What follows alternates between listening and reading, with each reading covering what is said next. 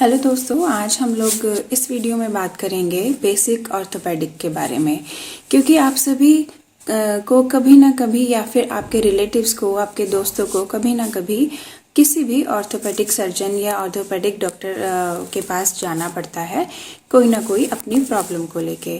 तो डॉक्टर आपसे जब वो बात करते हैं तो कुछ टर्म्स को वो इस तरह से यूज़ करते हैं कि आपको चीज़ें समझ नहीं आती और बहुत भीड़ होने की वजह से डॉक्टर भी आपको नहीं ठीक से समझा पाते।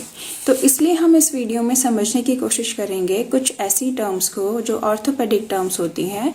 तो आगे से जब कभी भी आप डॉक्टर के पास जाएं तो आपको उन टर्म्स का पहले से पता हो, और पता होने की वजह से आप डॉक्टर की बात जल्दी समझ पाएं। चलिए, तो हम बात करते हैं सबसे पहले बोन्स के बारे में, हड्डियों के बारे में। तो बोन्स क्या होती है? बोन्स प्रोटीन और मिनरल से मिलकर बनी होती हैं और ये हार्ड होती हैं। जहाँ तक है, सभी को बोन्स के बारे में कुछ ना कुछ आइडिया ज़रूर होगा। तो मैं रिपीट करती हूँ, बोन्स क्या होती है? हार्ड होती हैं, स्ट्रॉन्ग होती हैं और मिनरल एंड प्रोटीन से मिलकर बनी होती हैं। आगे हम बात करते हैं जॉइंट्स के बारे में। तो जॉइंट्स कैसे बनते हैं? जब भी दो बोन्स आपस में मिलती हैं किसी एक पॉइंट पर, किसी पर्टिकुलर पॉइंट पर, और जिस पॉइंट पे वो मिलती है उस पॉइंट को हम जॉइंट कहते हैं।